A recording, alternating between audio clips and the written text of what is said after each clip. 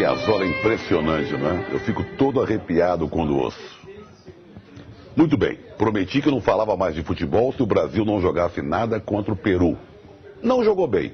Até que no primeiro tempo, jogou um pouquinho. No segundo, o jogo foi morno. Mas ganhou 3-0, segundo lugar no grupo. Quero falar dos hermanos argentinos. Sou minoria em relação a tudo que se fala contra os argentinos.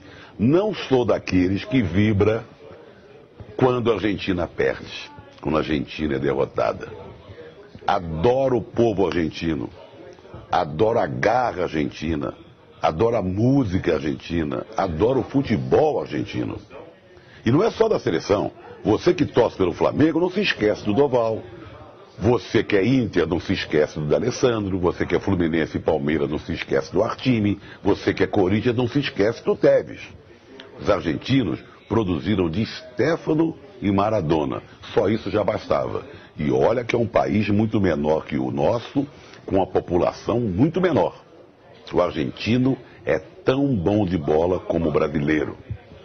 Então sou minoria. Minoria porque eu não sou daqueles que comemora uma derrota argentina. O que aconteceu na Bolívia tem uma série de fatores. Soberba, má escalação, altitude, dia que dá tudo errado. Um fato como esse da Bolívia ganhar de 6-1 da Argentina vai se repetir daqui a 50 anos, se acontecer. Muito bem. Essa relação Brasil-Argentina é muito complicada.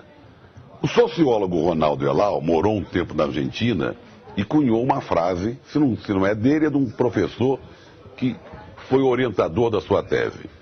O brasileiro ama odiar o argentino. O argentino odeia amar o brasileiro. Aí mostra tudo. Essas duas frases mostram essa relação difícil entre brasileiros e argentinos. A partir do futebol, principalmente. Mas eu insisto, comigo não. Não vou comungar com aqueles que se divertem com a derrota argentina. Acho isso cretino. Por isso, em homenagem aos nossos hermanos argentinos, numa hora de dor, de sofrimento, de tragédia, vamos terminar hoje como começamos. Toca, Piazzolla!